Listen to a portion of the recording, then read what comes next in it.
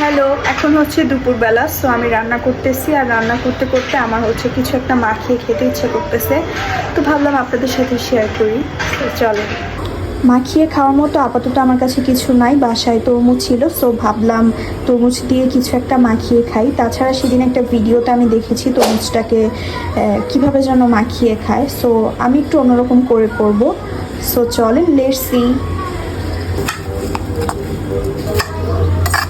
এরপর আমি দিয়ে দিলাম মরিচের গুঁড়া, আর এটা হচ্ছে আমি আমার টেস্ট অনুযায়ী দিয়ে দিয়েছি, যতটুকু আমি ঝাল খেতে পারবো। দিলাম একটু লবণ।